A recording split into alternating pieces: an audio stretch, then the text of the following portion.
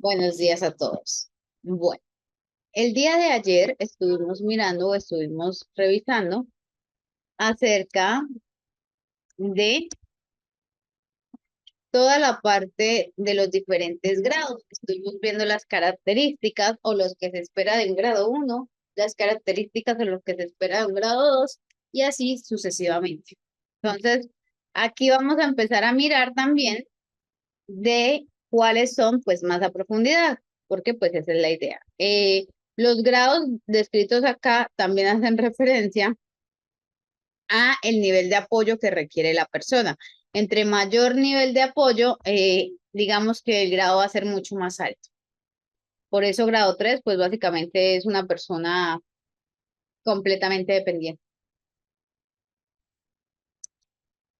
Entonces, empezamos por el grado uno. Cuando empezamos por el grado uno, decimos que son individuos con dificultades significativas en la comunicación social, en la flexibilidad de pensamiento y el comportamiento, pero que aún así pueden llegar a funcionar de manera relativamente independiente en su vida diaria.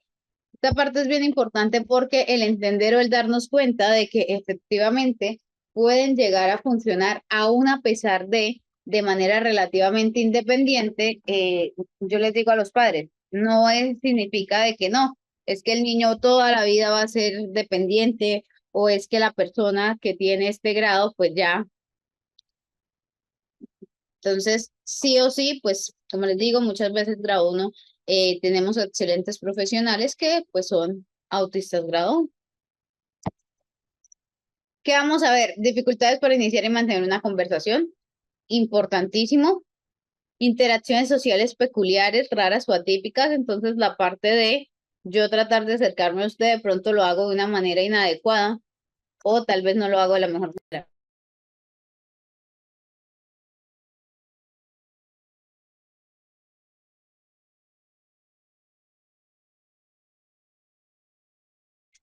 Entonces, en esas interacciones sociales raras o atípicas, observamos o vemos cómo la persona puede llegar a parecer incluso muy extraña y decimos como, bueno, pero ¿qué pasó, no?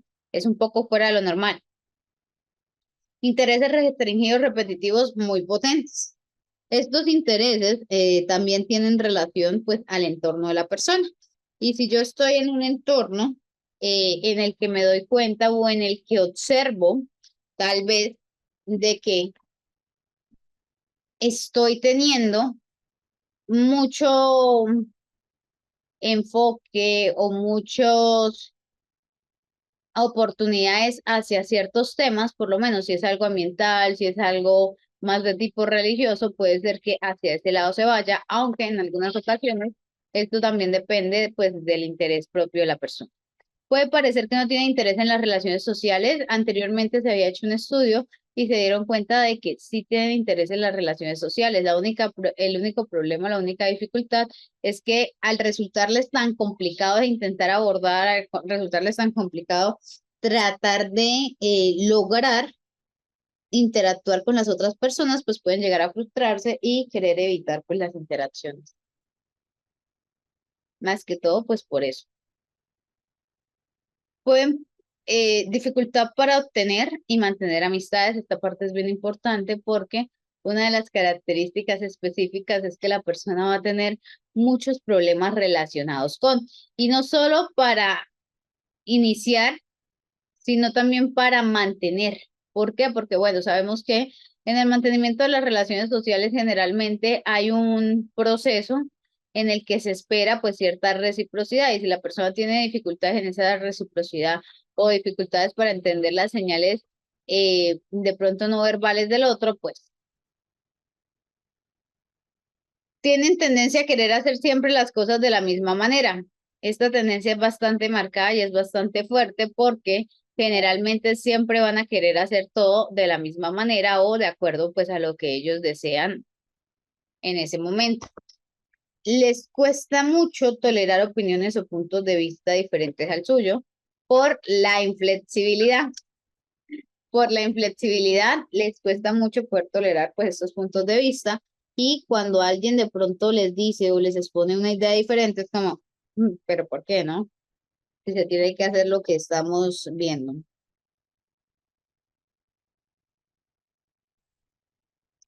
Vemos una tendencia a seguir rutinas muy marcadas. Seguir rutinas y tener disciplina es algo importante.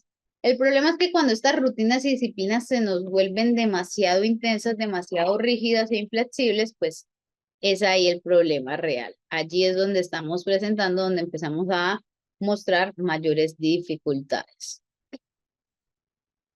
Son literales, les cuesta comprender las emociones de los demás. Esta parte es bien importante porque el no poder entender, el no poder comprender las emociones, pero yo siempre les digo, ¿cómo esperamos de que la persona comprenda las emociones de los demás si ni siquiera es capaz de reconocer las propias? ¿Sí? Entonces, esa parte la tenemos que tener presente. Si yo no soy capaz de reconocer mis propias emociones, si yo no soy capaz de reconocer tal vez lo que estoy sintiendo, lo que estoy experimentando en este momento, pues son literales en el lenguaje, les cuesta comprender las bromas y los dobles sentidos, generalmente van a pensar de que es tal cual, pueden tener un tono de voz, una prosodia peculiar al hablar, les suele costar organizarse y planificar. No, no es porque sean desordenados, sino porque quieren hacerlo de tal manera de que todo pues encaje de una manera adecuada.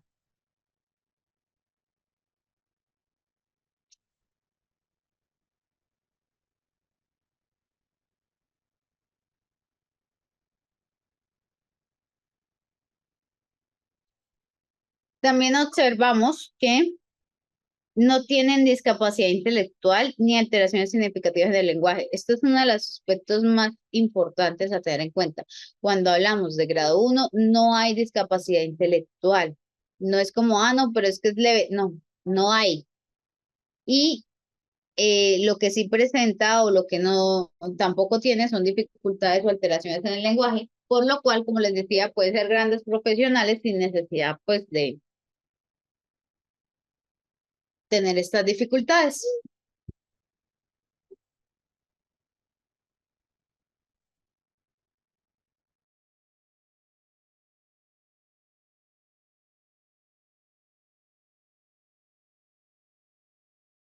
Chicos, vamos a ver precisamente algo relacionadito. Denme un segundo.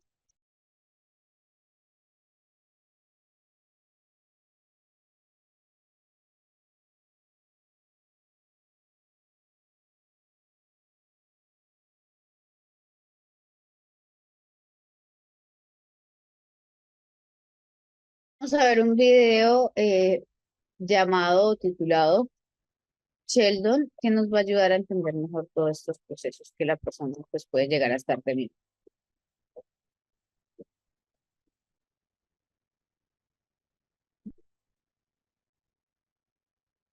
En el video anterior estuvimos viendo acerca de todas las características que se supone o se espera que tenga una persona dentro del espectro en grado uno. ¿Qué observaron allí? ¿Qué características vieron pues bastante interesantes o que pues se podían llegar a replicar de manera reiterativa?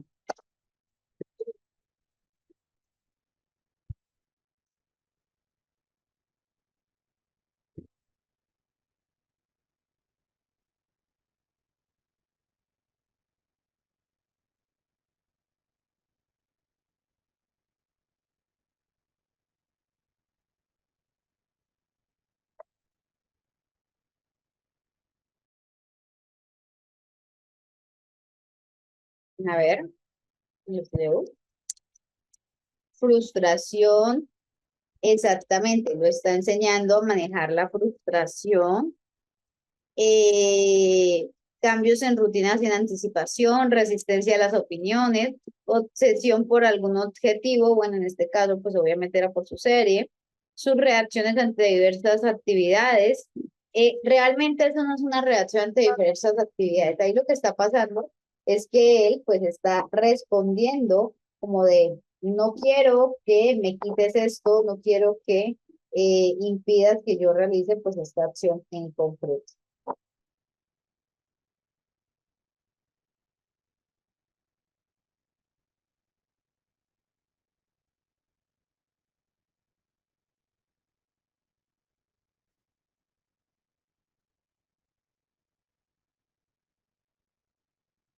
Entonces, esa parte es bien significativa porque empezamos a ver o empezamos a identificar cómo está viendo esta persona pues sus necesidades, cómo todas estas necesidades pueden llegar a no verse resueltas y al presentarse o al no verlas resueltas, pues dificultad para comprender, pensamientos restrictivos, situación. Bueno, aquí yo quiero que, y por eso les dejé la segunda parte, porque quería que analizaran algo más. Ah, bueno, aquí les dejo el link para los que deseen. Quería que analizaran algo más y es, bueno, ¿qué pasa, sí? Cuando después yo de haber hecho esto, me doy cuenta o empiezo a tener esta parte, ¿sí? Cuando él empieza a darse cuenta, cuando él empieza a comprender de que, ok, vamos a hacer reprogramación de lo que estoy sintiendo, de lo que estoy expresando. Entonces, como estoy haciendo reprogramación de esto, pues, y ahí donde se hace la reprogramación es donde nosotros hablamos de cómo enseñamos o cómo le presentamos a la persona la tolerancia a la frustración, cómo la persona empieza a tener las características o las habilidades necesarias para poder tolerar todo el proceso de frustración.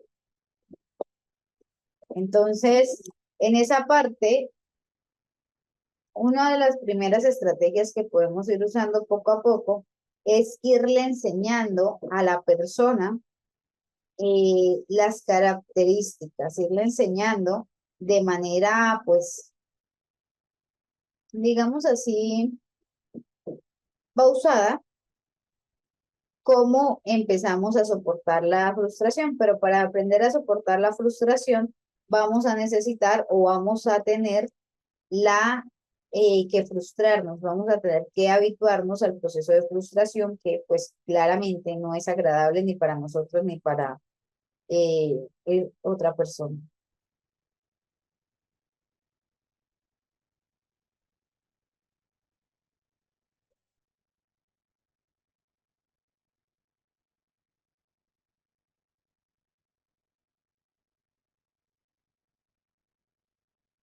Bueno, ahora nos vamos al grado 2. Hablamos de individuos que requieren apoyo sustancial para comunicarse e interactuar socialmente, así como manejar los cambios en su entorno y en sus rutinas diarias. Decimos que el apoyo ya aquí se vuelve sustancial, ya no es algo de vez en cuando, ya no es algo esporádico, como les decía, ya no es como cuando estamos tratando, cuando estamos intentando, ¿cómo sería esto?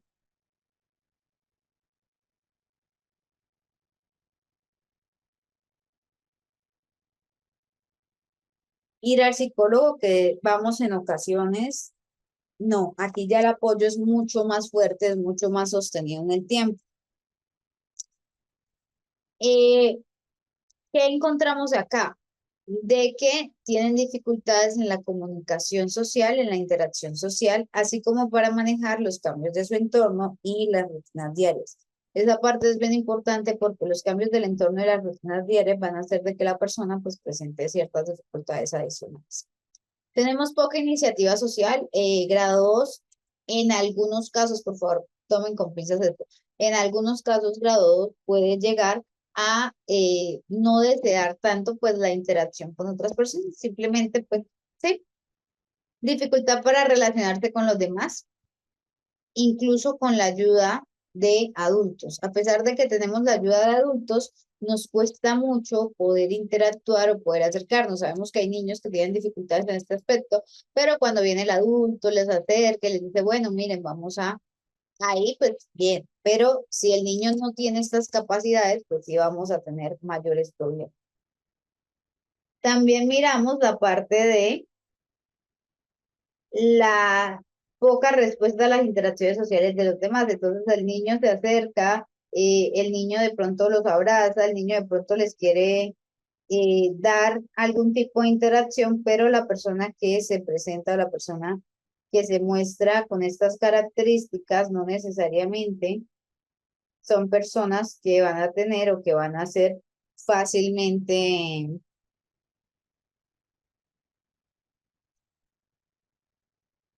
¿cómo sería esto? Fácilmente asequibles, ¿sí? Entonces, como no van a ser fácilmente asequibles, pues tenemos verbalizaciones o comunicación no verbal rara. Esa parte es bien significativa porque al que encontremos esa comunicación no verbal o esas verbalizaciones raras o atípicas, pues se vuelven peculiares, extrañas en la persona y pues generan ciertas respuestas. Tenemos dificultades para cambiar la forma en la que se hacen las cosas. Generalmente vemos una resistencia bastante fuerte, bastante marcada a hacer las cosas de manera distinta. Y por más de que se la planteemos, por más de que querramos mostrarle las cosas, pues la persona siempre va a buscar hacerlos de la manera que para ellos es adecuada. También conductas repetitivas que interfieren en el día a día.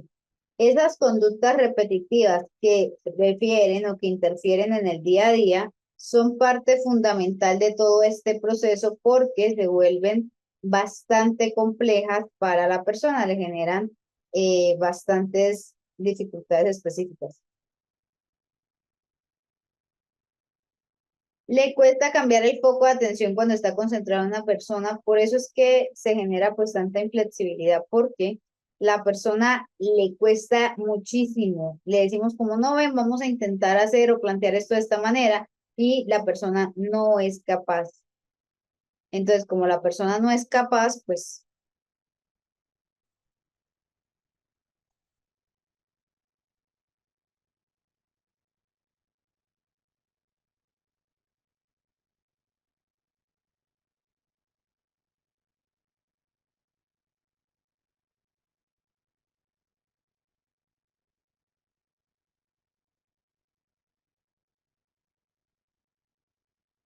eso es grado 2, ¿sí?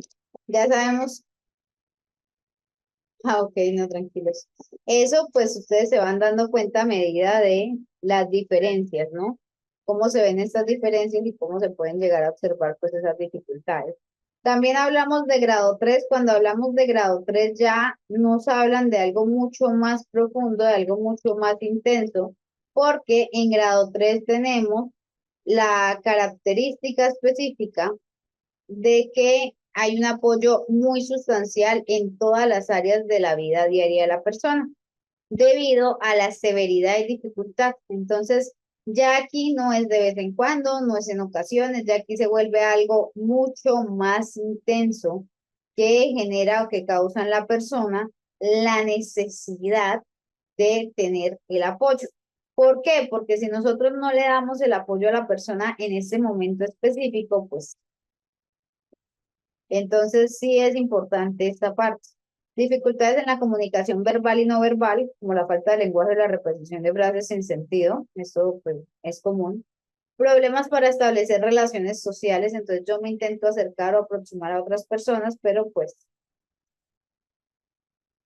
comportamientos repetitivos o estereotipados, pero es que en los anteriores, sí, en los anteriores también estábamos viendo o estábamos observando este tipo de comportamientos. Lo que pasa es que aquí esos comportamientos se vuelven mucho más rígidos, mucho más inflexibles de lo que estuviéramos viendo previamente. Hablamos de dificultades para comprender las emociones propias y ajenas, generando, causando pues una falta de empatía y comportamientos inapropiados. Por eso les decía, generalmente cuando vemos agresividad, en la mayoría de casos es en grado 3. En grado 2 también generamos agresividad, pero pues de una manera diferente. Sensibilidad extrema a estímulos sensoriales, aquí hablamos de que el ruido o la luz puede llevar a una respuesta demasiado exagerada, dependiendo de, entonces, o yo puedo reaccionar, hiperreaccionar a situaciones o a características que realmente no son, ¿sí? Tan relevantes, o yo puedo llegar a no reaccionar ante los estímulos que se me están presentando. También hablamos de la dificultad en la coordinación motora, en el desarrollo físico y la propiocepción en general. Esta parte, digamos que todas las dificultades que estábamos presentando previamente relacionadas con esto, se van a volver mucho más intensas, se van a volver mucho más fuertes en la persona y van a generar muchas más dificultades. Entonces,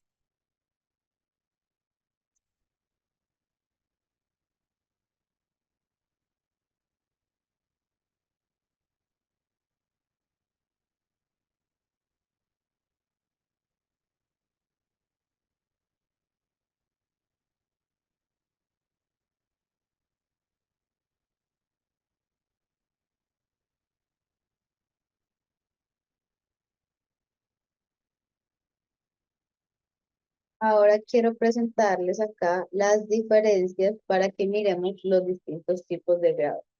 Ponga la presentación del grado 2, por favor. Ah, ok, vale, ya les presento grado 2 para que lo puedan revisar. No lo puedes ir mirando. En el grado 2, los episodios de violencia se relacionan justamente a la frustración, sí, y al cambio de foco atencional, ¿sí? Cuando estás realizando una actividad o una tarea que para ellos es muy importante o es muy agradable, al querer cambiarlos o al buscar que cambien abruptamente de actividad, ahí es donde van a presentar dificultades con grados. O en la estimulación social, puede ser de que se sientan sobreestimulados en la parte social de acuerdo a. Ujú. Entonces vamos a mirar la diferencia entre los grados del público.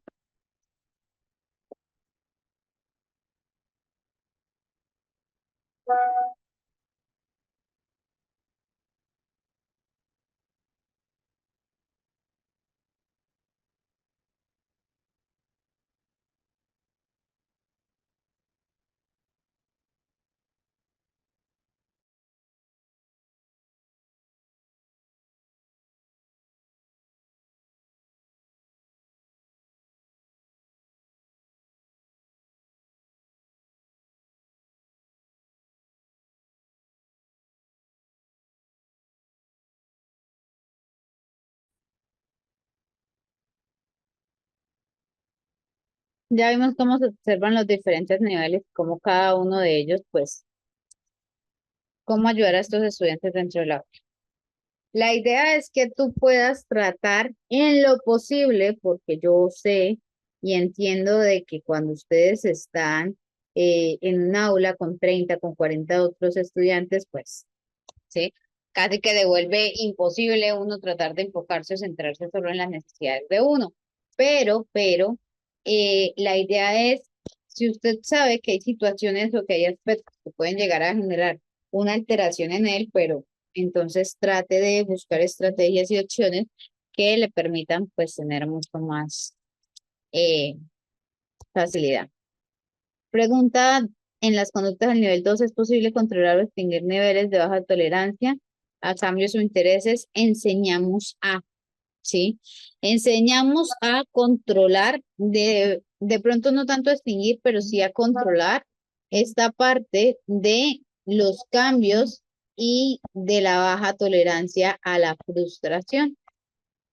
La parte de los intereses sí es un poco más extrema, normalmente sí ya la vemos un poco más intensa en la persona y se dificulta aún más lograr flexibilizar un poquito estos intereses. Esto sí ya suele ser mucho más fijo.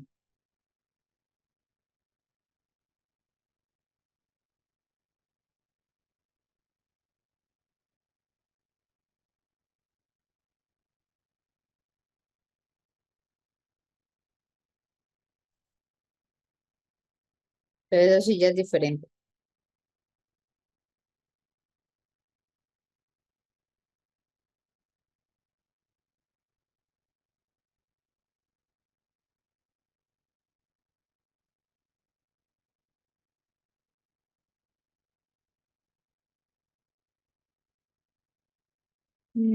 ¿Cuál es el grado más alto? No, el grado más alto es el 3 porque ya requiere mucho más apoyo.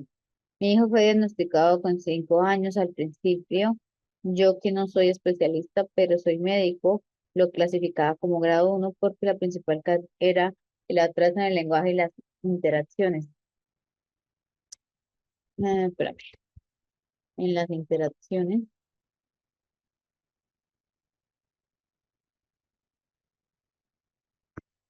Con ese atraso todavía persistente, a pesar de que ya tenía mucha evolución en su lenguaje, es restringido en sus necesidades e intereses y ya tiene inesperados de rutina, rigidez, juegos y actividades escolares.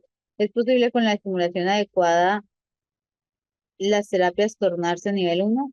Eh, Tendríamos que identificar, sí, pero sí se podría llegar, si podríamos mejorar de acuerdo a lo que la misma persona está teniendo. Entonces, si las dificultades del lenguaje ya no se marcan tanto, pues ya podríamos decir que es un grado 2 que ha ido evolucionando a grado uno. Ah, pero importantísimo, recuerden que cuando yo les hablo a ustedes de los síntomas, les digo actuales o pasados, síntomas actuales o pasados. ¿Hasta qué nivel o grado es recomendable que un niño con TEA esté en una escuela regular? La idea es que esté todo el tiempo, ¿sí? La idea es que, si es posible, llegue a la universidad, sea un profesional y se gradúe. Esa es la idea. Pero pues esto también depende de lo que nosotros mismos vayamos determinando, vayamos observando en el niño, si tiene o no presenta las capacidades para ello. Cuando nivel, cuando es grado, el nivel. Ah, bueno, sí, suelen relacionarse y hablar de lo mismo cuando hablamos de grados o niveles. ¿Por qué? Porque se habla de grados cuando nos referimos al nivel de apoyo, aunque pues hay personas que también les dicen niveles de apoyo, entonces no te preocupes por eso. Estos grados pueden ir aumentando, en algunas ocasiones sí puede llegar a aumentar, pero la parte significativa acá a tener en cuenta es de que cuando aumenta generalmente es o por deprivación, por negligencia o porque no hacemos nada al respecto, ¿sí? O porque el niño presenta pues un trastorno convulsivo que le haga perder más habilidades de las que ya de por sí había perdido o estaba perdiendo. Entonces sí se puede pasar o presentar esta dificultad.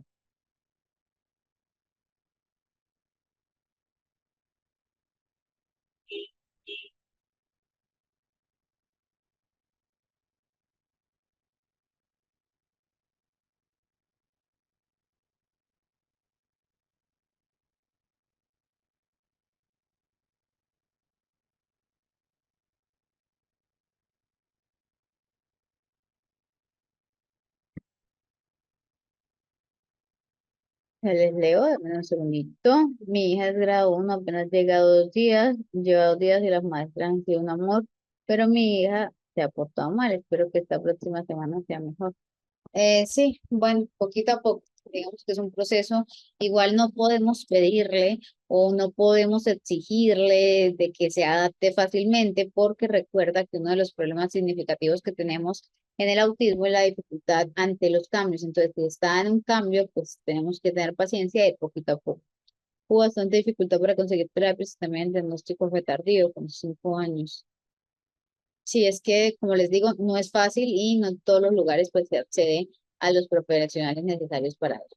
Ok, dentro del tratamiento, chicos, lo que les voy a decir ahorita depende de cada niño. No todos los autistas requieren estas intervenciones, en- de acuerdo a las necesidades. Entonces, la terapia de desarrollo y comportamiento se centra en enseñar habilidades a la persona para que ésta se desarrolle de manera más funcional. Se enseñan nuevas habilidades sociales, comunicativas y conductuales a través de técnicas como el modelado y el refuerzo positivo. Entonces, nos centramos en la terapia de desarrollo y comportamiento en habilidades para buscar de que la persona pues sea lo más funcional posible. El objetivo siempre va a ser, o el objetivo siempre va a centrarse en conseguir que la persona pues tenga una alta funcionalidad.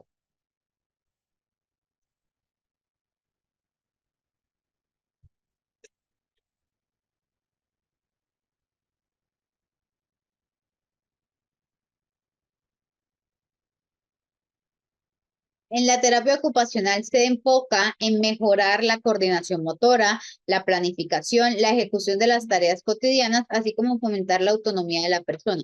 En terapia ocupacional vamos a mirar coordinación motora, planificación y ejecución de las tareas cotidianas, tratando de fomentar la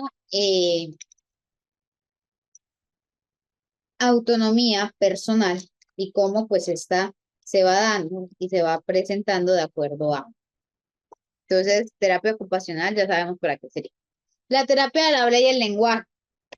Aquí, bueno, estamos hablando de personas autistas que tienen lenguaje, pero algo que tal vez no recordaban que yo les había dicho es que no todos los autistas desarrollan lenguajes y tenemos casos de los llamados autistas no verbales. Cuando tenemos autistas no verbales o con dificultades significativas en el habla, tenemos que trabajar la terapia del habla y el lenguaje. Profe, pero si no es verbal, resulta que a veces obtienen un diagnóstico de no verbales cuando en realidad sí tienen la capacidad de desarrollar el lenguaje, simplemente necesitan mucha más estimulación de la que pues presentaría un niño que no tuviera esta dificultad, punto. Se enfoca en mejorar la comunicación verbal y no verbal, así como en la comprensión del lenguaje y uso de las habilidades sociales apropiadas. Entonces, todo lo relacionado a al lenguaje y a las habilidades apropiadas para poder generar un mejor desarrollo en ello.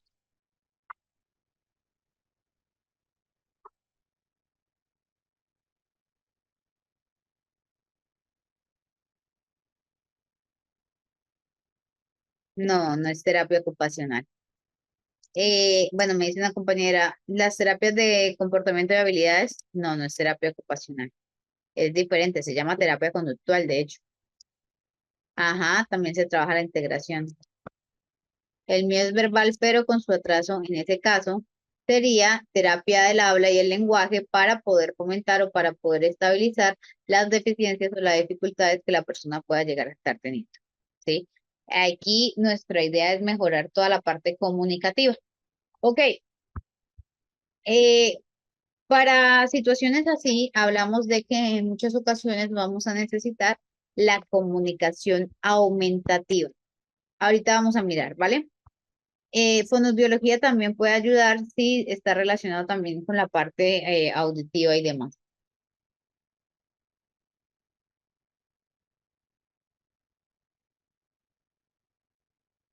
Entonces, en esta parte empezamos a mirar de que cuando nosotros queremos o cuando nosotros deseamos una ayuda, ¿sí? A la persona con estas terapias del habla y del lenguaje, podemos llegar a la parte del lenguaje aumentativo. ¿Para qué trabajamos o por qué trabajamos el lenguaje aumentativo? El lenguaje aumentativo lo trabajamos cuando no tenemos las habilidades eh, para desarrollar pues el lenguaje verbal.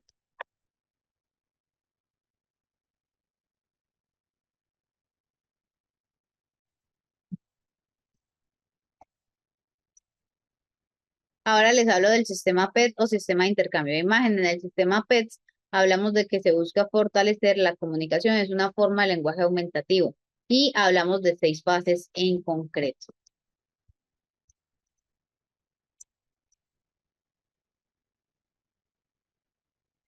Para decir que es no verbal o que no habla, generalmente se hacen valoraciones, se hacen estudios, se trabaja desde la parte de la terapia y pues a partir de ello ya al pasar cierto tiempo y no lograr o no poder generar algo más en el niño, suelen llegar a afirmar de que son no verbales. Yo les digo que tengan mucha precaución porque no es por darles esperanzas, pero algunas personas les dicen que no son verbales y terminan siendo verbales. Entonces, con dificultades, de pronto no llegan al mismo nivel que los niños que desde un comienzo pues decían que eran verbales, pero pues de todos modos. Entonces, mucha precaución allí. Más o menos a partir de los 7, ¿sí? A los 3 años se da el estallido de toda la parte verbal. A los 7 ya se supone que usted ha instaurado las bases del lenguaje. Si a los 7 usted no ha desarrollado el lenguaje o el lenguaje que ha desarrollado hasta el momento es muy ecolálico, pues.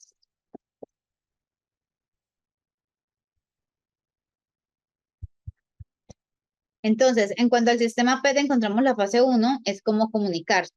Los individuos aprenden a intercambiar imágenes. Ellos aprenden ok, yo le muestro, acá yo en reiteradas ocasiones le muestro, le entrego la imagen para que él la asocie y haga pues el intercambio. Entonces, al hacer este intercambio, pues él entiende que al intercambiar la imagen, recibe algún tipo de reforzador, algún tipo de elemento en cambio de. Entonces, ok, tú me das la imagen de un carrito, yo te doy el carrito de juguete. Tú me das la imagen de un lápiz, yo te doy el lápiz. Y así lo trabajamos varias veces delante de él y en voz alta. ¿Para qué? Porque a pesar de que estemos trabajando lenguaje aumentativo y que digamos, bueno, posiblemente este niño no va a desarrollar lenguaje, es necesario que trabajemos siempre en voz alta, siempre trabajemos la parte verbal, pero es que el niño no, chicos, trabajémosla. ¿Por qué? Porque a partir de la repetición puede llegar el caso de que estimulemos en ellos la parte verbal y ellos también empiecen a hablar verbalmente, lo cual es excelente.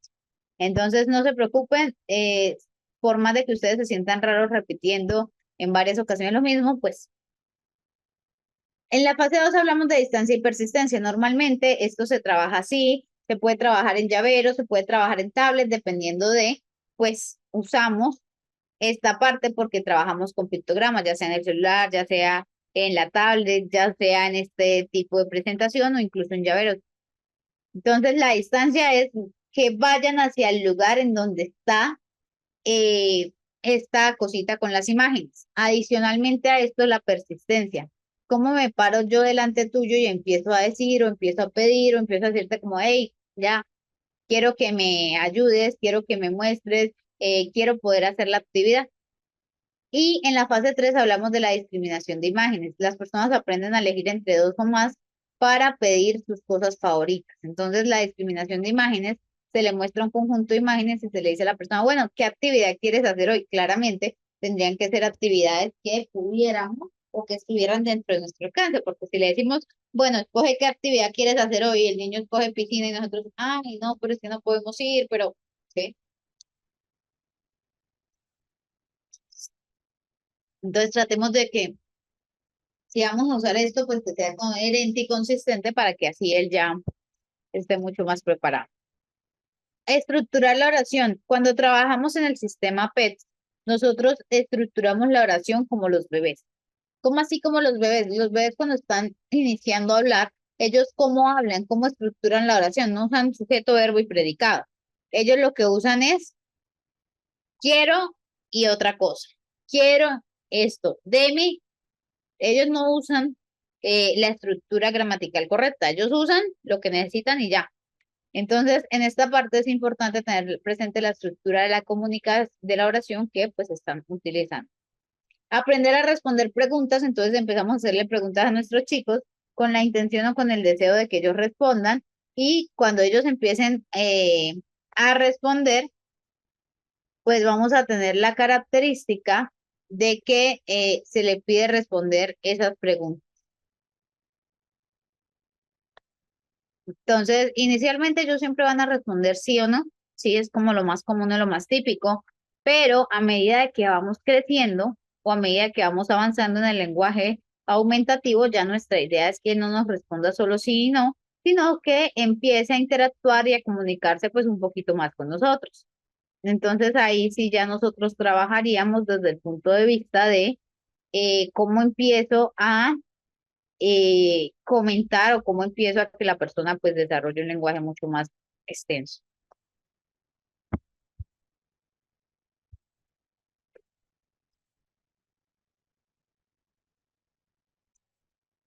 Eh, es usar las imágenes, esas imágenes se llaman pictogramas, es usar los pictogramas como una forma de comunicarme. Entonces yo uso las imágenes como una forma de comunicarme con la otra persona.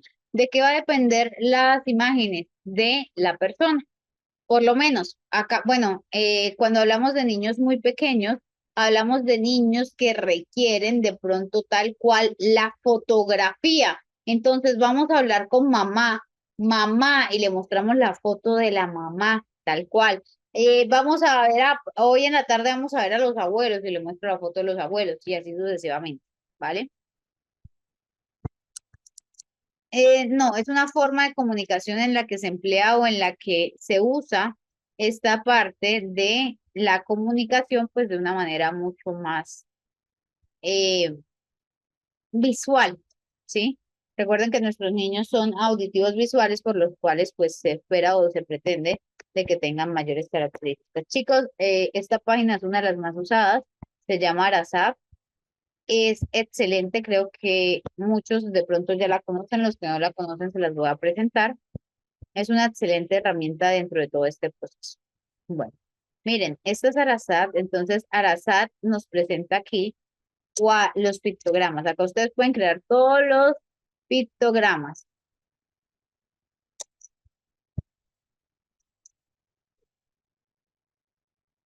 ¿sí? Y importantísimo, siempre que trabajen o que manejen pictogramas, por favor, en la parte de atrás coloquen qué significa dicho pictograma, porque es que empezamos después a mirar el pictograma y decimos como, ok, entiendo el pictograma, pero pues no entiendo qué es lo que me quiere decir. Entonces, esa parte es bien importante. Estos son algunos de los pictogramas que ellos nuevos que agregaron, ¿sí? Pero pues la idea es que usted busque o si usted no encuentra, usted coloque aquí el pictograma que está buscando o que se requiere en ese momento en concreto.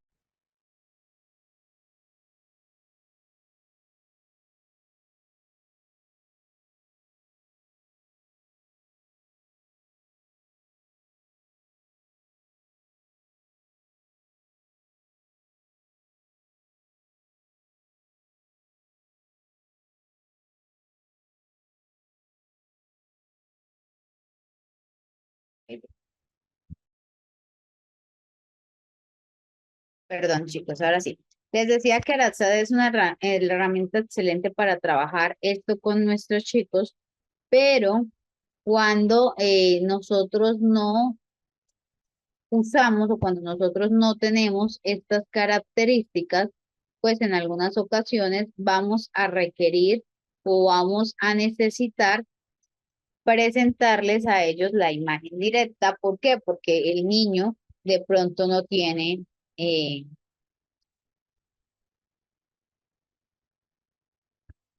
la capacidad de. Entonces ya ven que los pictogramas son esas imágenes y que esas imágenes son una forma de irnos comunicando poco a poco con la persona. A medida que nosotros trabajamos, vamos instaurando o vamos haciendo de que la persona desarrolle el lenguaje. Algunas personas van a desarrollar adecuadamente el lenguaje, otras personas van a tener mayores dificultades, pero quiero que tengan presente de que el pictograma es una forma de ir promoviendo esto. Les voy a presentar entonces acá qué hacemos o cómo instauramos toda esta parte de los pictogramas, cómo ya los usamos dentro de. Ahora vamos a ver uso de pictogramas.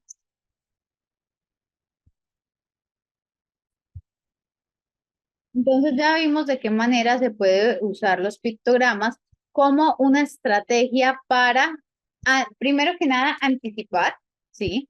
Para tratar de abordar y trabajar con los chicos las posibles dificultades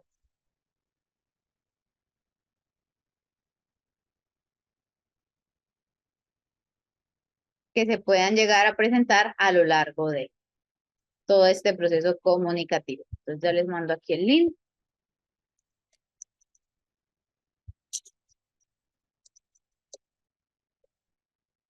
El sistema de comunicación se puede trabajar la comunicación bimodal. En pacientes es una alternativa, sí, de hecho es una buena estrategia porque pues podemos ayudarlas. Nosotros podemos usar o emplear esta estrategia con el objetivo o con la intención de que pues sea mucho más adecuado todo el proceso comunicativo. Entonces, a considerar o a tener en cuenta eso.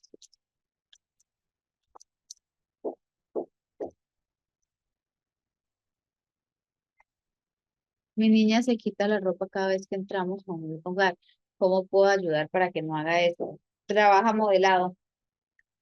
Trabaja modelado. Modelado es una buena estrategia o usar modelos va a ser una buena estrategia para lograr o para conseguir pues esa parte.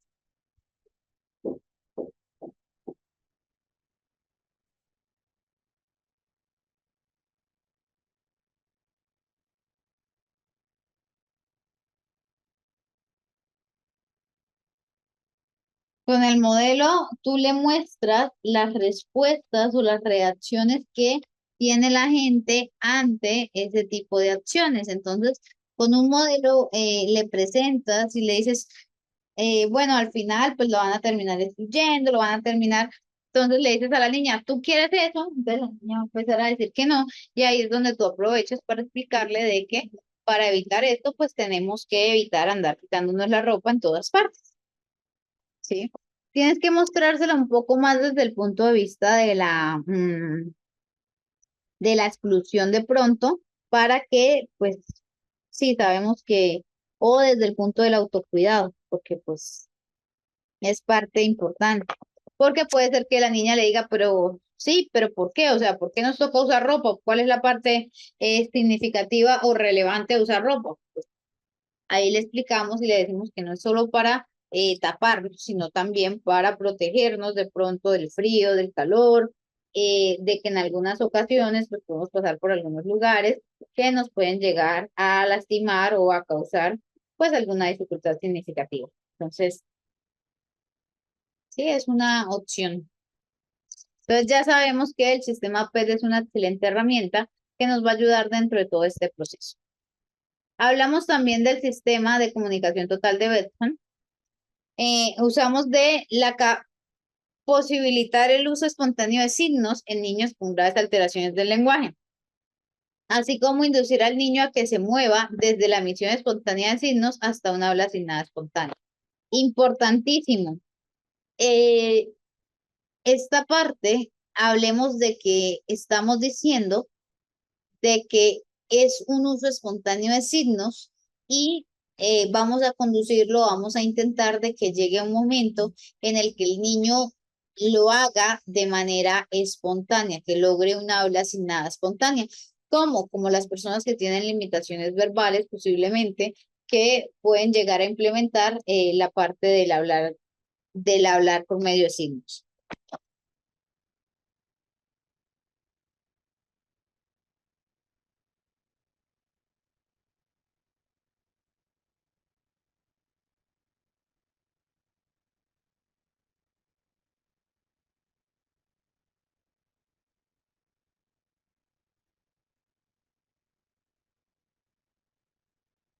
Primero es conocer el efecto, al igual que el pictograma, lo primero que tenemos que hacer es conocer ¿el efecto de qué? De la realización de la actividad o de la acción en concreto.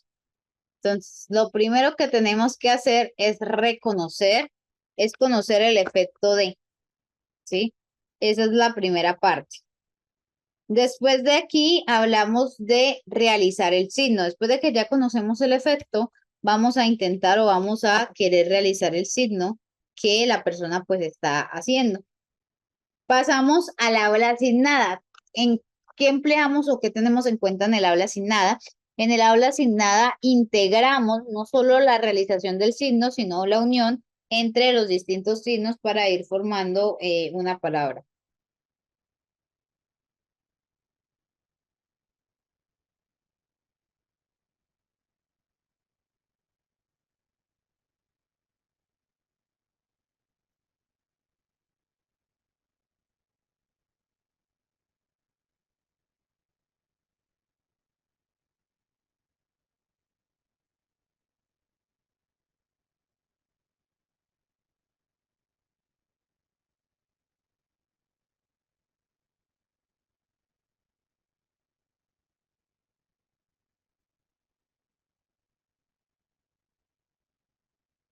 Después hablamos del habla. Ok, acá hay dos posibilidades.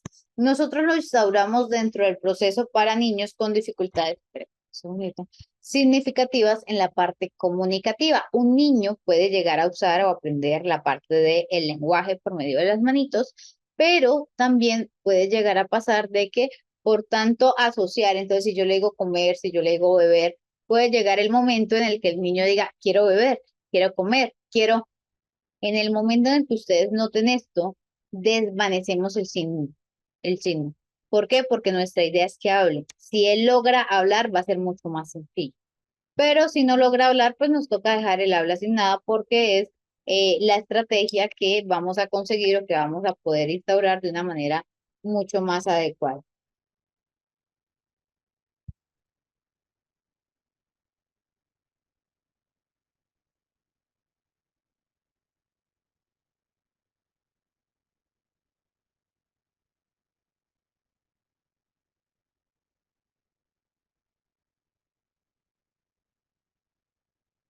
También miramos o encontramos acá de que hay dos componentes. Primero, el habla sin, ay, perdónenme.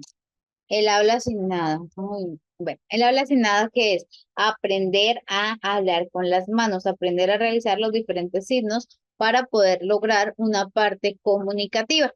Y la comunicación simultánea, entonces comer, tomar, dormir, ¿sí? Esto significa la parte de el habla sin nada, a realizar los signos solamente. Cuando yo ya quiero instaurar la simultánea, estoy instaurando los signos, pero también uso el puente verbal. Lo que estoy haciendo lo estoy diciendo para que la persona vaya haciendo esta comparación. Tenemos componentes importantes del programa. Primero, la forma de la mano, abierta, cerrada, de lado, así, así. ¿Cómo vamos a colocar la forma de la mano? Porque la forma de la mano también nos dice mucho respecto a lo que estamos tratando de comunicar. La posición, si es así, si está así, si está acá, si está, ¿sí? ¿En qué parte respecto a mi cuerpo? Pues imagínense en el cuerpo, pues en qué parte está esta mano. Y el movimiento final. Entonces yo presento el movimiento final para que la persona pues me lo replique. En esto trabajamos lo que se llama el encadenamiento hacia atrás. El encadenamiento hacia atrás es que empezamos primero por el movimiento final. Antes de, le mostramos a la persona cuál es lo que esperamos cuál es este movimiento final que necesitamos hacer. Después le presentamos la posición de las manos con relación al cuerpo, entonces se la pongo en la cara, en la cabeza, en la frente, en el cuello, donde la vaya a poner y la forma de la mano. Inicialmente nos va a tocar hacer moldeamiento, entonces si la persona pone la mano así, yo le tengo que doblar la manito para que la ponga así o para que la ponga así, dependiendo de. Entonces, tenemos que hacer un moldeamiento de la forma de la mano para que finalmente la persona pues logre generar ella misma el movimiento. Pero tenemos que hacer un paso a paso. Acá hay algo importante, una característica que yo siempre les digo que vamos a tener en cuenta a nuestros chicos a la hora de comunicarse de esta manera. Y es, ok, todo esto está bien, pero hay algo que tenemos que tener presente. Una cosa sin la cual no vamos a poder hacer esto. Chicos, necesitamos que el niño se deje tocar. ¿Por qué? Porque sabemos que hay niños que rechazan o que no les gusta mucho de que les toquen, de que se les acerquen. Entonces allí se genera pues mayores dificultades. Aquí tenemos diferentes formas de comunicación, ¿sí? Sirve para expresar deseo. Entonces, la primera parte ponemos al niño una actividad que le guste, ¿sí? Entonces,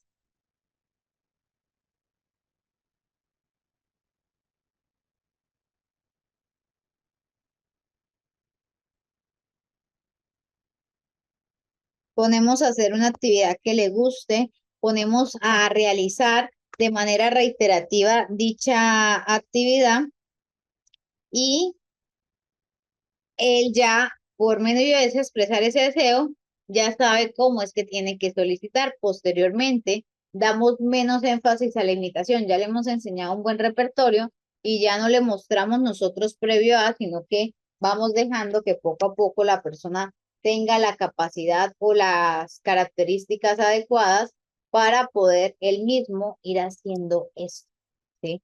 Entonces, sí o sí, dar menos énfasis a. Encontramos acá, adicionalmente a eso, uso de la espera estructurada. Sabemos que cuando yo emito, cuando yo realizo una acción en concreto, la idea es que después la persona tenga la capacidad o tenga la oportunidad de ella realizar o de ejecutar dicha acción.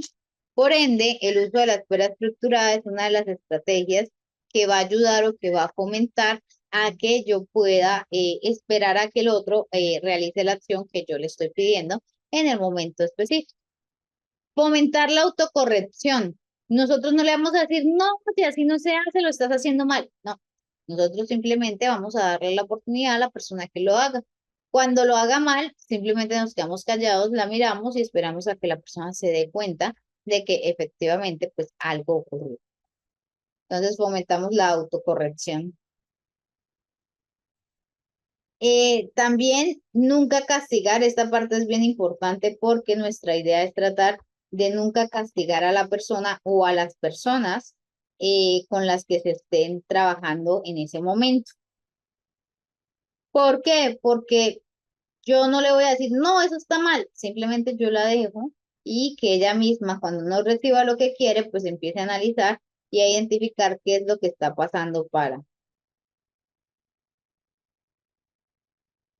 Proporcionar información. Entonces, a medida que vamos avanzando, la idea es que la persona tenga la capacidad de proporcionar información por medio de la comunicación, como les decía anteriormente. Nuestro objetivo no es, no, sí, puedo, sí, sino lograr o buscar estrategias para comunicarte pues mucho mejor.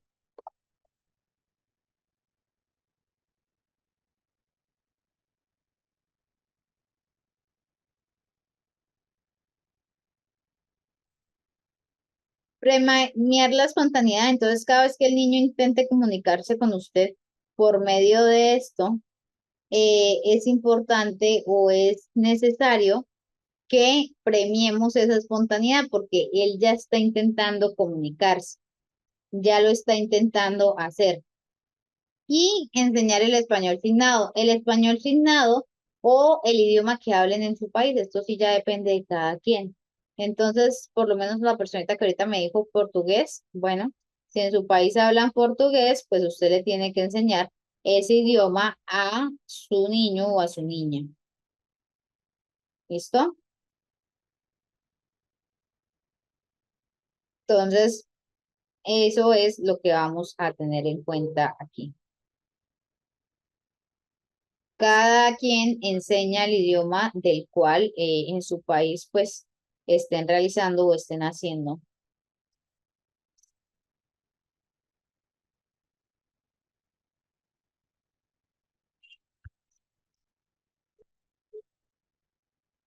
Vamos a mirar esa parte. Bueno, vamos a hablar aquí de idioma sesgado. ¿Qué tal la comunicación aumentativa de Bets? Si somos capaces de identificar o de esclarecer y tener en cuenta pues esas características al momento de cómo ella se va haciendo. Recuerden, se le pide a la persona que repita la acción la cantidad de veces que o la cantidad de sílabas que tiene la palabra en concreto. Entonces, esa es la idea general de este sistema de comunicación aumentativa de Betts.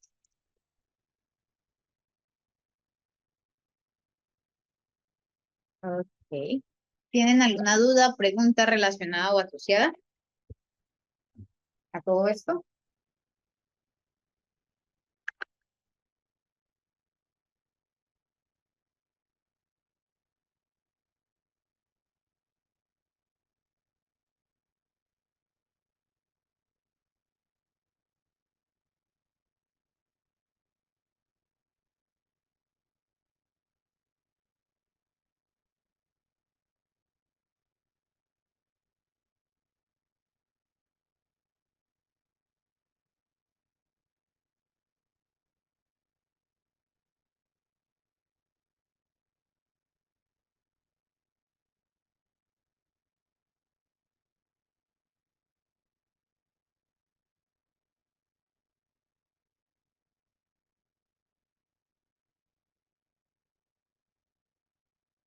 No, gracias. Para trabajar este sistema sería con las señas, lenguaje de señas. En el caso, pues, de acá de Colombia sería el lenguaje de señas colombiano. En el caso de otros países, pues,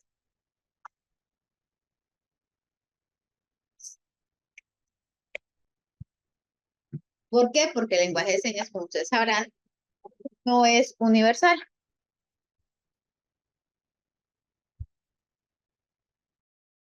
Exactamente. Hay que tener en cuenta la parte de la cognición. Si la persona tiene o presenta las capacidades y las características para esto. Entonces, pues ahí sí ya es un poquito diferente.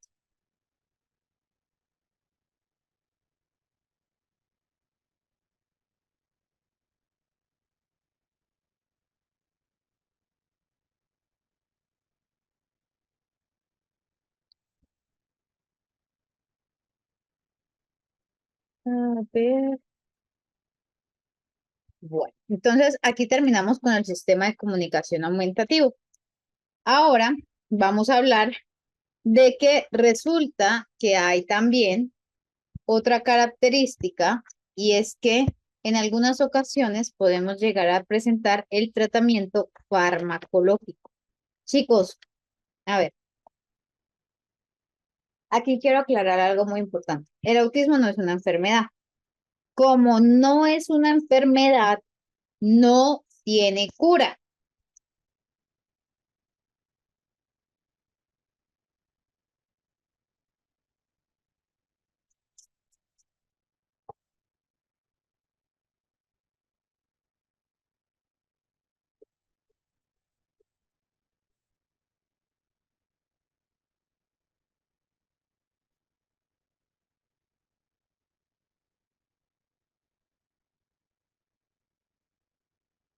Entonces, por eso nosotros no trabajamos o no medicamos como tal al autismo. ¿Qué medicamos? A las características subyacentes. Entonces, decimos que hay inhibidores selectivos de la recaptación de serotonina.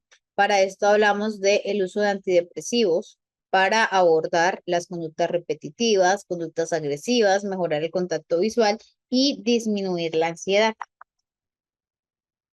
Para eso es que se usan los antidepresivos dentro de una persona con el espectro autista.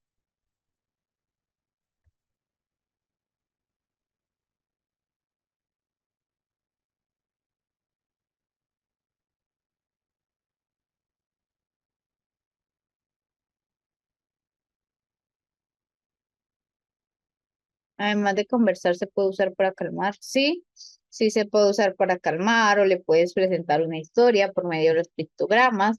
Bueno, son algunas opciones que se podrían llegar a presentar para que la persona pues se vaya preparando para.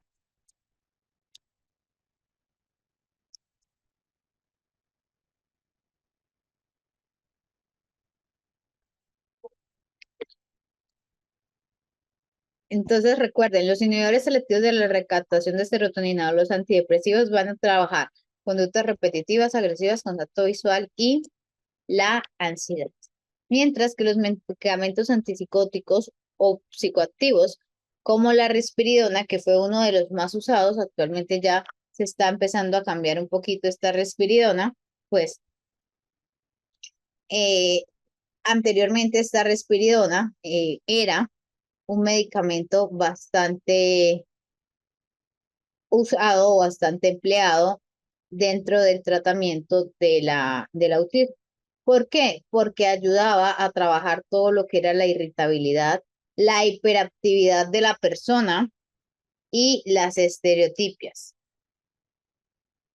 Entonces, en eso encontramos, pues, genera retraimiento e incluso agresiones de acuerdo a. Entonces, como genera agresiones, pues sí es necesario o sí es importante cuando se toma o cuando se emplean los antipsicóticos como parte de la intervención. En, adicionalmente a eso tenemos los tricíclicos.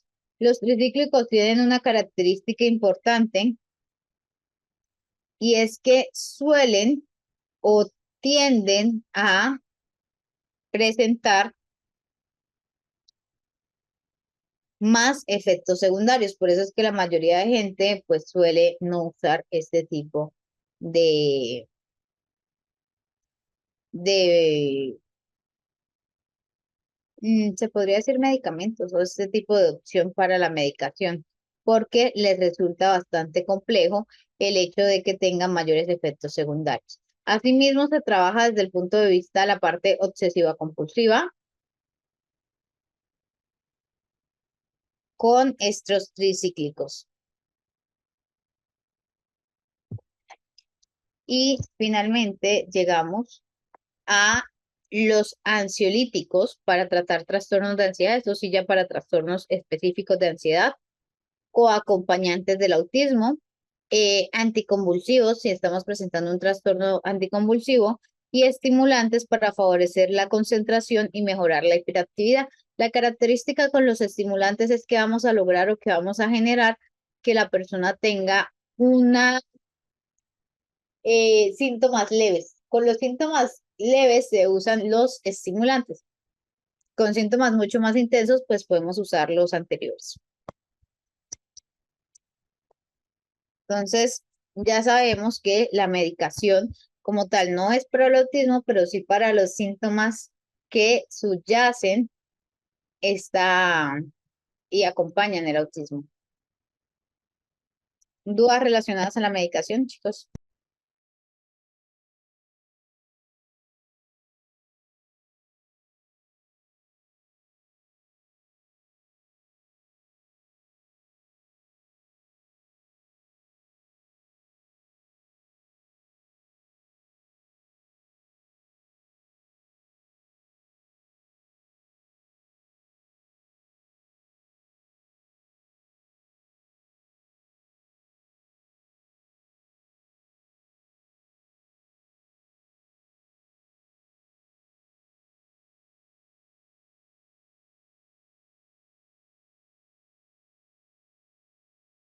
La melatonina se puede llegar a usar o se puede llegar a emplear como una estrategia o como una opción cuando tenemos una persona que tiene dificultades en la parte del sueño, ¿sí? Entonces, hay niños a los que se les suele recomendar o a los que se les suele sugerir la melatonina como parte de pues, este proceso.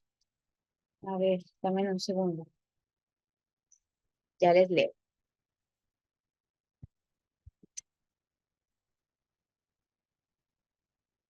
Sí, podemos llegar a tener autistas con comorbilidad de epilepsia, por ende trabajamos o tomamos los anticonvulsivos, dependiendo de.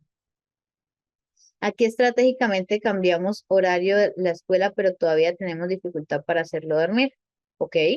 Bueno, esta parte se puede promover de manera, entre comillas, natural con la melatonina, dependiendo del médico, si así lo considera, o pues ya se tendría que hacer un estudio mucho más profundo de acuerdo a. Ya se medica cuando es necesario, eso sería como cuando está muy avanzado, está en nivel 3. No, no se preocupen. No, no necesariamente tenemos que esperar o tiene que ser el niño nivel 3 para ser medicado. Tenemos es que presentar dificultades y estas dificultades pues, tienden a ser o pueden llegar a ser demasiado intensas, causando o generando este tipo de reacciones en la persona.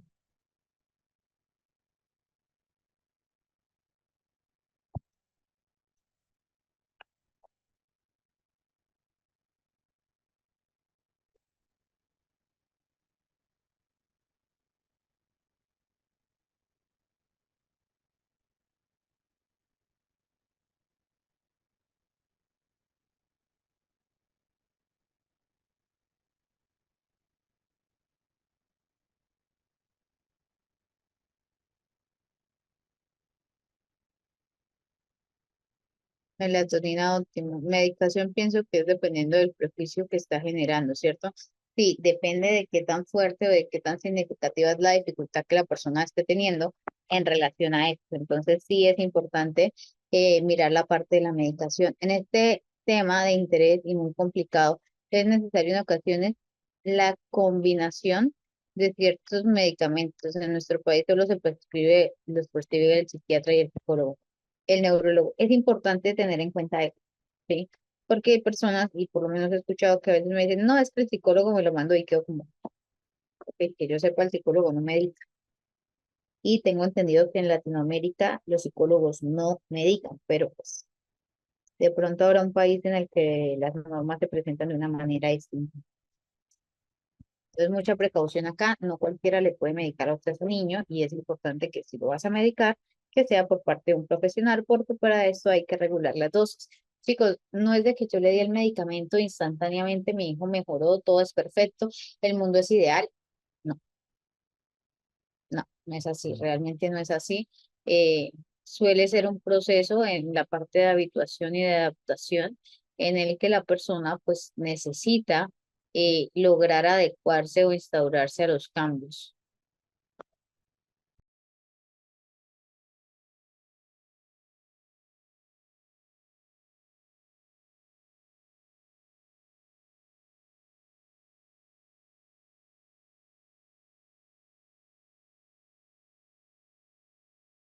Entonces, sí es importante mirar quién es el que lo prescribe, entender que generalmente son 15 días desde que se inicia la medicación en la que se van a empezar a observar pues las mejoras, ¿no? También podemos llegar a ver la parte de que estas mejoras, entre comillas, pueden llegar a tener síntomas secundarios y como pueden llegar a tener síntomas secundarios, nuestro trabajo, nuestra enfoque aquí es mirar cómo hago yo para prevenir la mayor cantidad de síntomas secundarios o para adaptar el medicamento para que no genere pues tantas dificultades.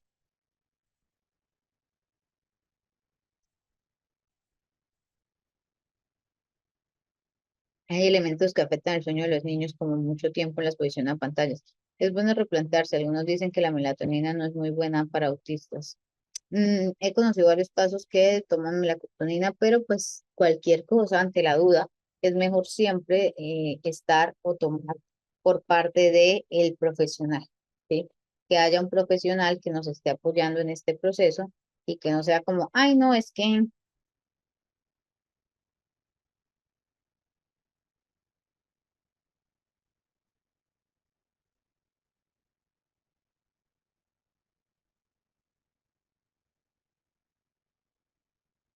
soy venezolana, pero vivo en Brasil. Aquí tampoco los psicólogos indican medicamentos, solo psiquiatras y médicos. Muy bien. ¿Cuáles serían esos efectos secundarios? Miren, de todo, ¿sí? Cada medicamento tiene características y especificaciones diferentes. Y de hecho, ay, es que a mí mi amiguito le dieron esta pastilla y con esta pastilla se le pasó. Ya con esta pastilla, pues él ya no presenta las dificultades que tenía antes. Recuerden que la medicación se hace con base a la edad, con base al peso, con base a las características, entonces no podemos medicar al niño con base a estadísticas de otro. Entonces, sí tenemos que tener muy presente esa parte de los efectos secundarios y de cómo los efectos secundarios pues, pueden llegar a perjudicar. Un psicólogo puede sugerir la necesidad, pero tiene que mandarlo. Sí, podemos llegar a decir, ok, ya estos síntomas se vuelven demasiado significativos y requerimos el apoyo de, ¿listo? Necesitamos que haya un profesional a cargo y apoyando pues en todo este proceso. Pero tener en cuenta también de que no es necesariamente o no es obligatorio de que tiene que hacerse así de esta manera o de aquella otra. ¿Listo? Hay diferentes factores que se deben tener en cuenta en esa parte. Aquí hablamos de que hay las terapias educativas y basadas en la escuela. Entonces, esas terapias tienen como objetivo diseñarse para contemplar las necesidades y habilidades específicas del niño. Necesitamos saber cuáles son esas habilidades y necesidades que la persona pues está teniendo. Asimismo, minimizar las restricciones del acceso a las experiencias de interacción del aprendizaje tradicional, porque pues como les decía a ustedes anteriormente, el objetivo es que el niño logre interactuar y estar dentro de un salón regular. Ese es el objetivo. Que se logre, bueno, ya es otra situación, pero ese es el objetivo. Entonces, estas terapias educativas y basadas en la escuela, uno de los primeros es el método TED o el método de tratamiento PAR. Busca proporcionar a los niños con autismo ambientes estructurados, predecibles, en contextos directivos de aprendizaje. Entonces, este método TESH proporciona a los niños ambientes estructurados que sean fácilmente predecibles y que adicionalmente vayan acompañados de contextos directivos del aprendizaje. También hablamos de la generalización de estos aprendizajes en los diferentes contextos de la vida, ayudando a preparar a las personas con autismo para vivir y trabajar más efectivamente en el hogar, en la escuela o en la comunidad. Este método tiene como objetivo tratar de hacer generalizaciones respecto al aprendizaje en los diferentes contextos, ayudando a preparar para poder trabajar en los diferentes entornos en los que la persona pues se encuentra.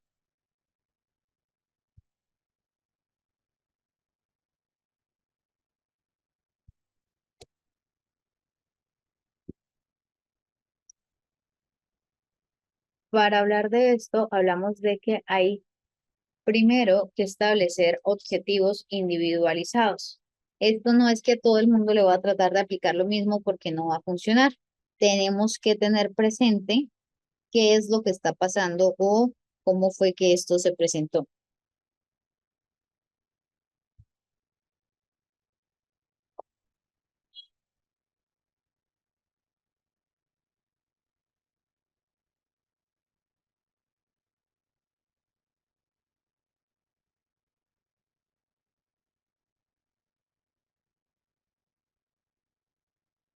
En estas cuatro fases, la primera fase es la evaluación de habilidades. Yo les decía a ustedes, no todo en nuestros niños es negativo. Tenemos que saber cuáles son esas habilidades que podemos llegar a tener, que se pueden llegar a explotar y que pueden hacer parte importante de. Entonces, la evaluación de habilidades es la primera parte que nos va a funcionar. Después hablamos de la entrevista a padres para evaluar el punto de vista y las prioridades para cambio. Entonces, en la entrevista para padres, nosotros lo que hacemos es evaluar el punto de vista de ellos, qué prioridades de pronto pueden llegar a considerar y asimismo establecer o identificar las prioridades para lograr generar un cambio adecuado.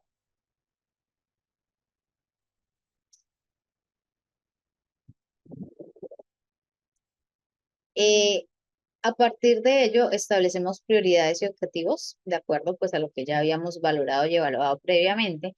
Nosotros logramos identificar y establecer pues cuáles son esas prioridades y objetivos para la intervención y el tratamiento de. Hablamos del diseño individualizado para entrenar las habilidades, como les decía, de acuerdo a las características del niño. También hablamos de la estructura física, que tenemos que hablar de organizar un entorno para que tenga donde realizar las distintas actividades y guardar materiales. Importantísimo tener en cuenta que sí o sí tenemos que centrarnos en que tiene que haber un lugar en el que la persona pueda realizar las distintas actividades y que cada uno pues sea distinto. Adicionalmente a eso también establecer o guardar materiales para que pues así promovamos toda la parte de organización. Establecer límites visuales físicos y claros, importantísimo.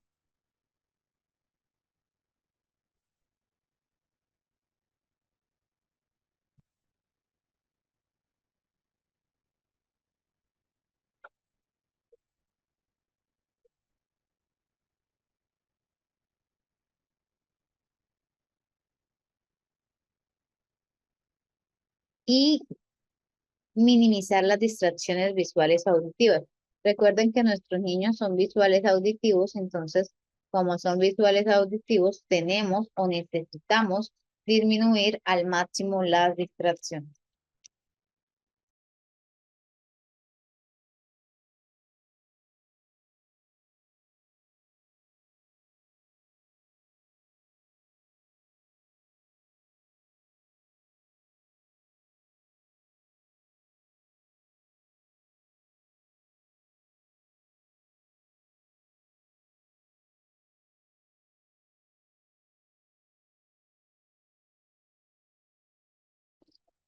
También tenemos que enseñar uno a uno. Esta parte es bien importante porque la enseñanza uno a uno es la que me garantiza de que yo esté satisfaciendo las necesidades que la persona está presentando, que la persona está desarrollando en ese momento en concreto. Entonces, esta enseñanza uno a uno también es indispensable dentro de este proceso.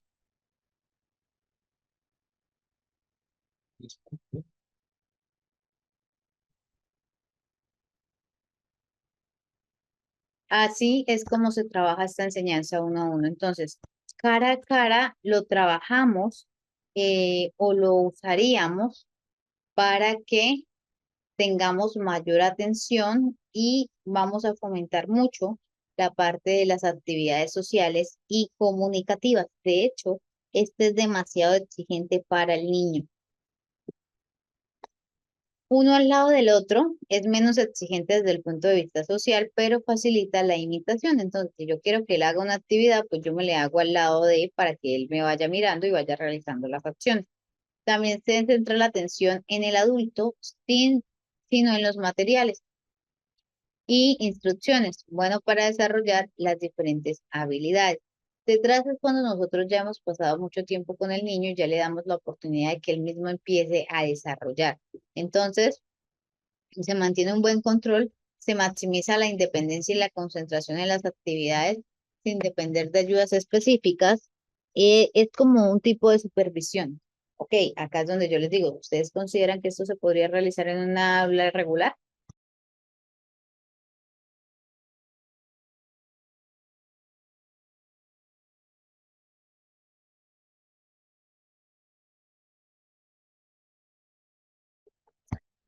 ¿Qué consideran ustedes?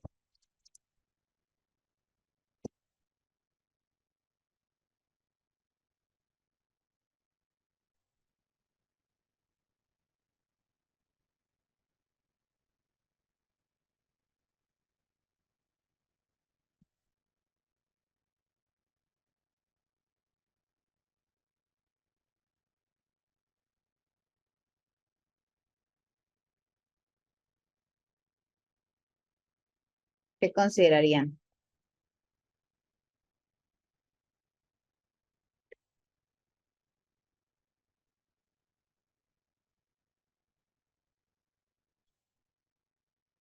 Miren, bueno, me dicen, ¿me podría sugerir alguna guía de entrevista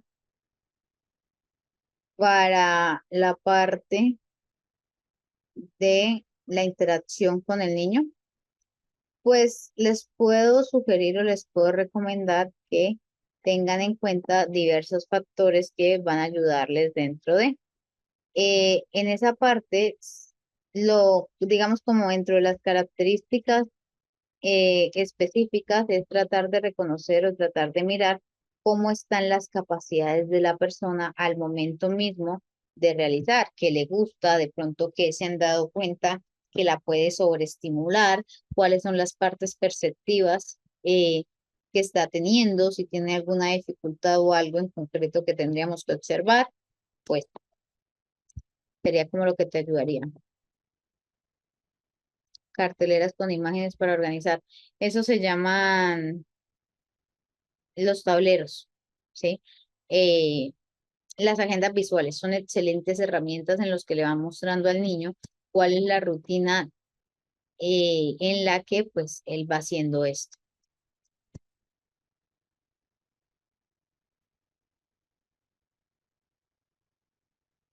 Esto es un rescate de habilidades y centrarnos en lo que podemos ayudar para que le sea más conveniente dentro de su día a día. Puede existir niños autistas con hiperactividad, sí, de hecho es una comorbilidad, una de las comorbilidades más frecuentes.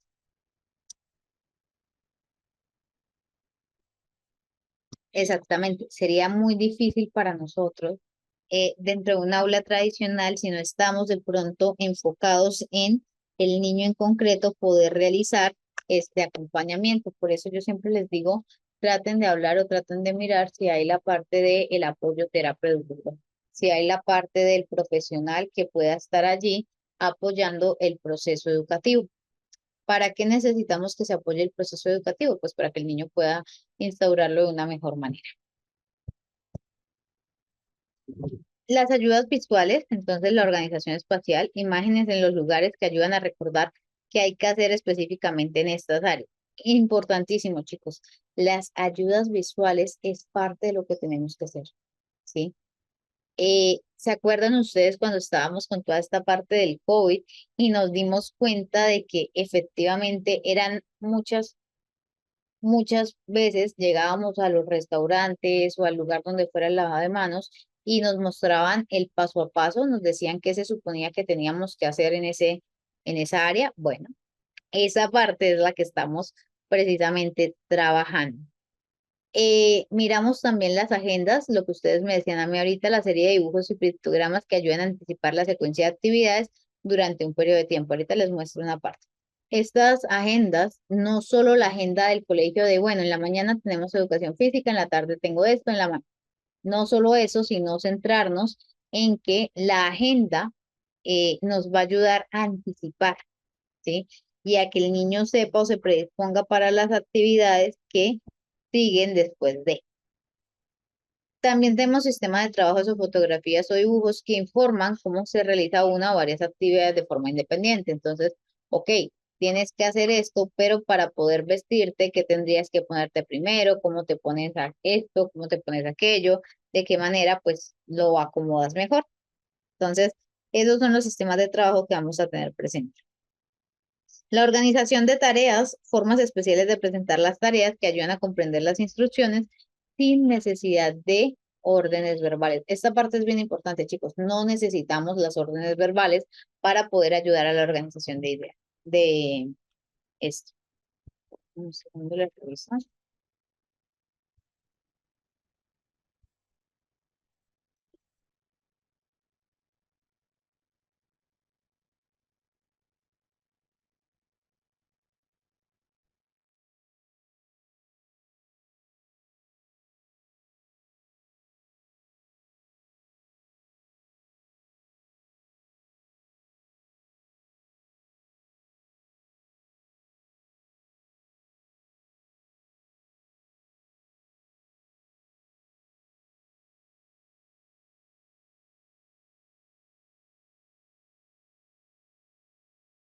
Listo, ahorita vamos a conocer o a abordar las agendas visuales para las personas con TEA.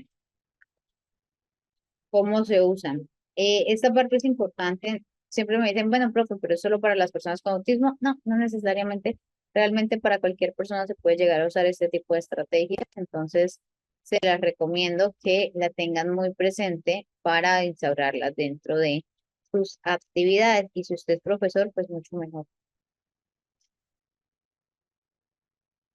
Con material tangible, con música, con canciones, puedes colaborar.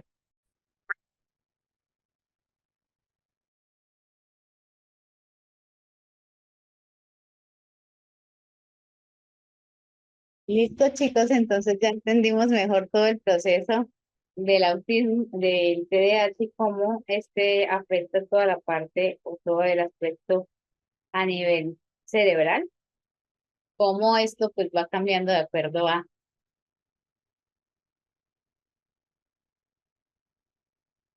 cómo ese TDAH se observa o se presenta de acuerdo a las características específicas y cómo pues el cerebro también nos muestra los aspectos en común.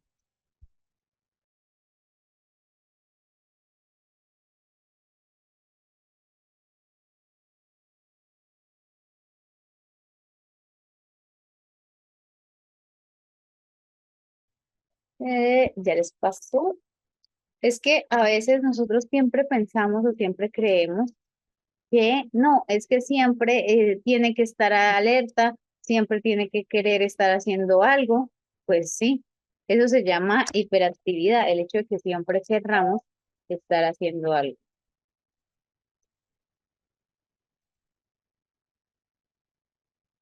Sí, esas son las características específicas que llevan o que generan pues ciertas dificultades en este aspecto.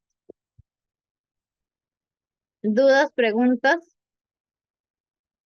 Bueno, vamos a hacer toda esta parte entonces. Primero hablamos del área genética, ¿sí? Decimos que hay una genética conductual. Hay mayor prevalencia en el TDAH y en otros trastornos familiares. Generalmente el TDAH se suele observar o se suele visualizar una alta reincidencia con relación a. En la genética molecular decimos que el 70% de los factores genéticos están relacionados a la mutación de varios genes, al igual que en el autismo tenemos mutación de varios genes que hacen o que generan el TDAH como tal o las especificaciones clínicas que observamos como el TDAH. Los genes que codifican para los transportadores y receptores de dopamina y noradrenalina, tenemos a los DA y los NA. Entonces, los receptores de dopamina y la noradrenalina. Dentro de los factores biológicos adquiridos, son los adquiridos durante el periodo prenatal, antes de los adquiridos durante el periodo perinatal, ¿sí? Cuando ya se está dando todo el proceso de nacimiento, y los postnatales.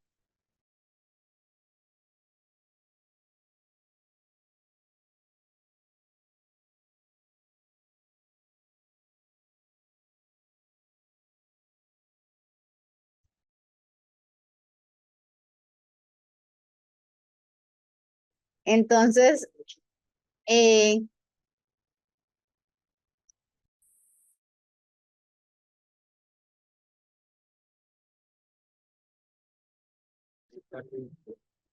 entonces, esta parte también es importante. Tenemos los antes de, los perinatales y los postnatales, lo que ocurre después del nacimiento. Hablamos de exposición intrauterina al alcohol, a la nicotina y a determinados fármacos. Importantísimo tener en cuenta esta característica de que la exposición intrauterina cuando la mamá está embarazada a determinados fármacos, pues sí va a hacer o sí va a causar ciertos aspectos en concreto. Sí va a causar de que el niño pues tenga mayor probabilidad de desarrollar. Por eso pues siempre se dice o por eso siempre se habla de que en esta parte, uno de los aspectos que tendríamos que mirar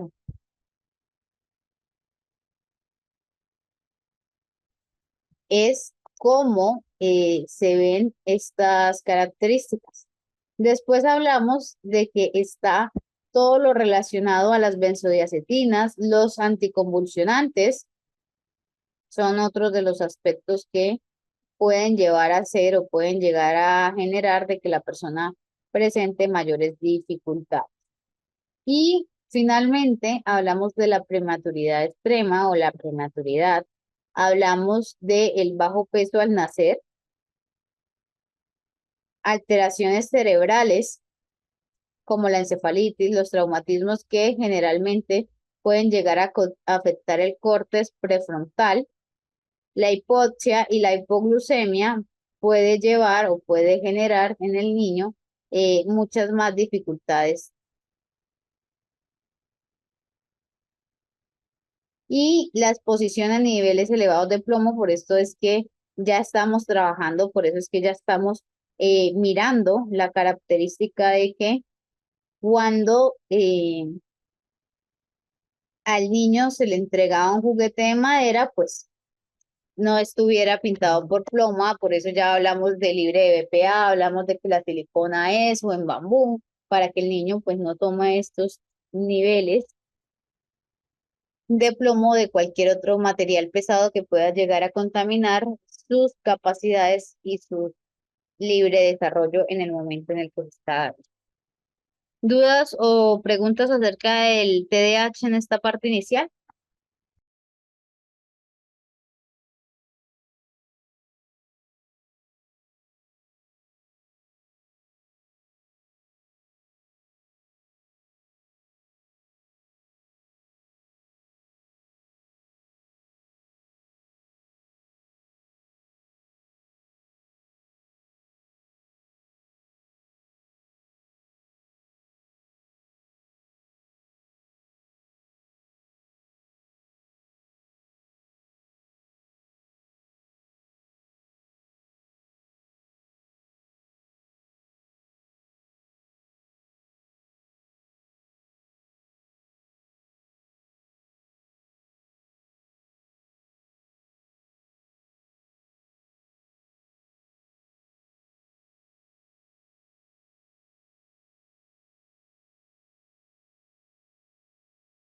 A ver.